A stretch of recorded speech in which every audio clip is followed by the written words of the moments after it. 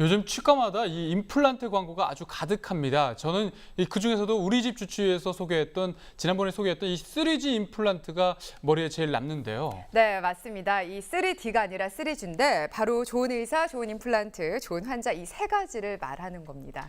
네, 오늘은 3G 임플란트 외에 실제로 행해지고 있는 다양한 임플란트에 대해서 좀 더 자세히 알아보겠습니다. 네, 런던 치과의 한원석 원장님 오늘도 자리하셨습니다. 안녕하십니까? 안녕하세요. 안녕하세요.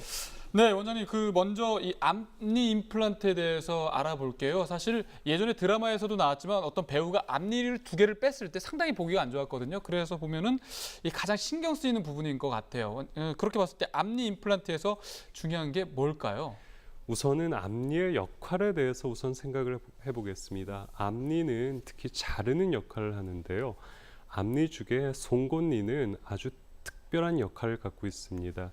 송곳니는 제가 공부한 영국에서는 모퉁이돌, 코너스톤이라는 표현으로 쓰는데, 모퉁이돌 하면 예루살렘에 있는 성전의 모퉁이돌, 예수 그리스도를 의미하기 때문에 기독교적으로는 제일 중요한 어떤 이정표가 되는 곳에 쓰는 용어입니다. 네. 그만큼 송곳니가 중요한데요. 송곳니는 앞으로 자를 때 어금니를 보호해주고 어금니로 갈 때 앞니를 보호해주는 굉장히 중요한 역할을 하고 있습니다. 또한 앞니는 발음에 있어서 굉장히 중요한 역할을 하고 있습니다. 앞니를 조금 치료를 하거나 그랬을 경우에 발음이 안 된다고 말씀하시는 분이 있을 정도로요.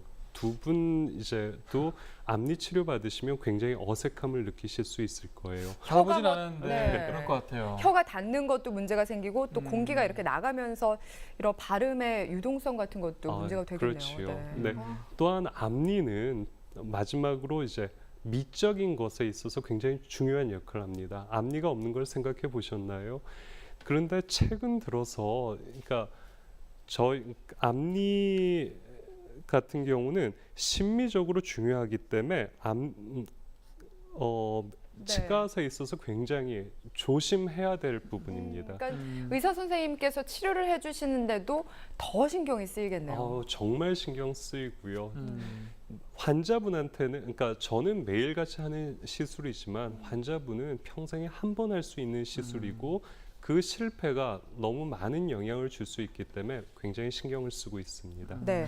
그렇다면은 얼마나 또 자연스럽게, 물론 튼튼한 것도 중요하겠지만은 이게 심미적인 것이 중요하기 때문에 얼마나 자연스럽게 되느냐가 중요할 것 같은데요. 제일 잘된 치료는 치료를 한지 안 한지 모르는 치료가 제일 좋습니다. 기능과 내구성도 중요하지만 심미성이 아주 중요하기 때문에 우선 앞니 임플란트가 실패된 사진을 한번 보면서 얘기 나누겠습니다. 네. 사진 2장을 보면 앞니 2개의 임플란트가 잘못된 사진입니다. 보기에도 보철물이 보이네요. 네, 끝에 금속으로 된 게 보이고요. 지금은 아래 턱인데요. 아래인데 이가 굉장히 길어진 게 보이죠. 네. 이렇게 이가 길어지면 연세가 있으신 분들은 말씀하실 때 굉장히 어색함을 느낄 수밖에 없습니다. 그 앞니 임플란트를 했는데 저런 부작용이 나타난다면 사실은 이게 혹 대려고 하다가 혹이 붙은 격이거든요. 네. 예전에는 앞니에 금으로 이렇게 씌우기도 하셨듯이 별 큰 문제가 없었습니다. 근데 현대로 오면서 미적인 게 중요하기 때문에 네.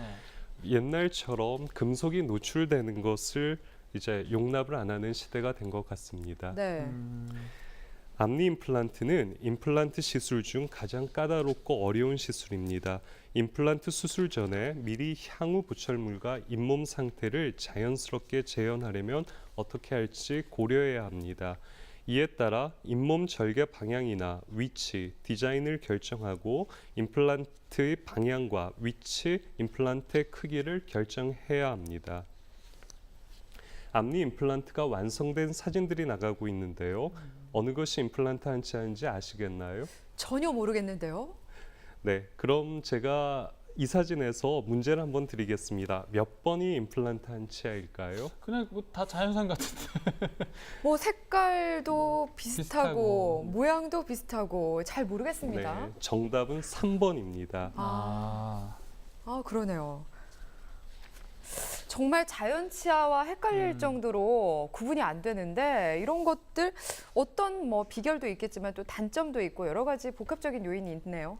네, 그런데 임플란트의 단점이라면 사실 이 시간이 오래 걸린다는 거잖아요. 근데 이런 경우가 있어요. 뭐 만약에 입사 시험이 내일인데 앞니가 이게 두 개 빠졌다거나 아니면은 이 신부가 결혼을 준비하다가 이제 높은 힐을 신어서 이렇게 옆으로 쏟아져서 네. 이렇게 앞니가 빠졌을 경우 상당히 당혹스러울 텐데 이렇게 하루 앞둔 뭐 급박한 상황에서도 이 임플란트 어떤 시술이 가능한가요? 네, 지금 뭐 가능하다고 말씀드리겠습니다. 현대 의학의 발전은 보통 치근을 심고 치관을 씌우는데 2에서 3개월 정도 걸리는데요. 최근 들어서는 즉시 임플란트, 당일 임플란트가 가능합니다. 인공 치근을 심고 치관을 씌우는 것이 모두 하루에 이루어진다고 해서 꿈의 시술이라고 하는데요. 자, 즉시 임플란트 바로 임플란트를 할 수 있다면 참 좋은 점이 많겠네요. 네, 한 번의 마취로 1, 2차 수술을 동시에 시행하기 때문에 마취에 대한 환자의 불편을 최소로 할 수 있습니다. 신미성이 중요한 앞니의 경우에 치아를 발치하고 바로 심어서 치조골의 손실 역시 최소화한다는 것이 장점입니다. 하지만 어금니는 기다려주는 것이 좋습니다. 또 치아를 뺀 당일 바로 임플란트를 심고 임시 보철물을 장착하기 때문에 잇몸이 내려앉는 부작용도 적습니다.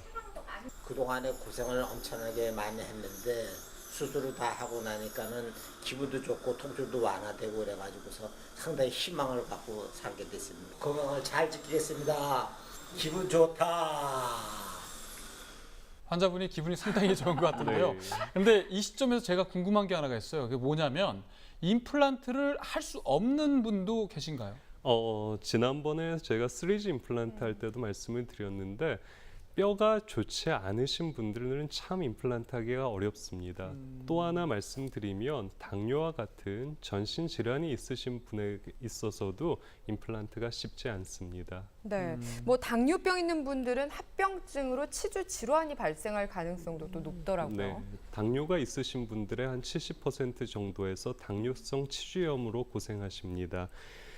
이러한 치주염이 있으실 경우에는 치주 질환에 걸릴 가능성도 3배 이상 높고 네. 그 진행 속도도 2배 이상 빠릅니다. 그렇군요. 네. 근데 제 어머니도 이제 임플란트 문제 때문에 상당히 고민이 많으신데 이게 또 잘못하면 어떻게 하나 이렇게 걱정들을 많이 하시거든요. 네. 당뇨 임플란트의 경우에는 뭐 괜찮은가요? 당뇨병을 갖고 계신 분에 있어서는 가장 문제가 되는 게 염증과 출혈입니다.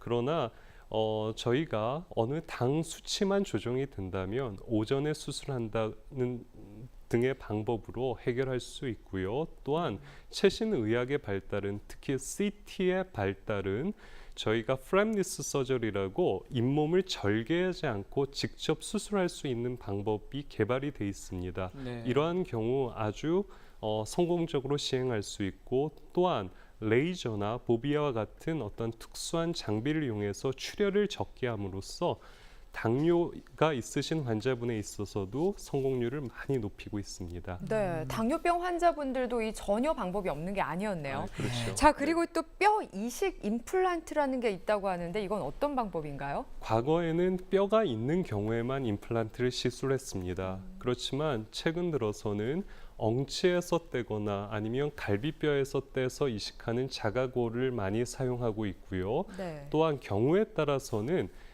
DFDB나 이런 인공뼈를 사용하는 경우도 있습니다. 근데 인공뼈라는 것 자체가 자기 뼈가 되는 것은 아닙니다. 인공뼈는 자기 뼈가 될 수 있는 스카벤저, 이 건물 지을 때 쓰는 비계의 역할을 한다고 보시면 되고 자기 뼈가 들어가야 되거든요.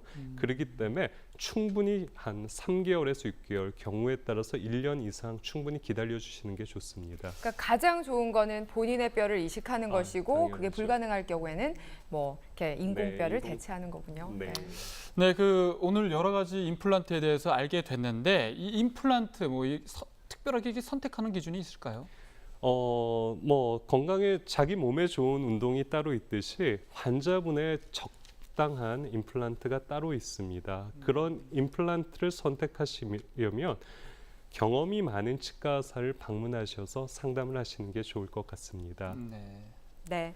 자, 오늘 다양한 임플란트에 대해서 알려주신 한원석 원장님 감사합니다. 감사합니다.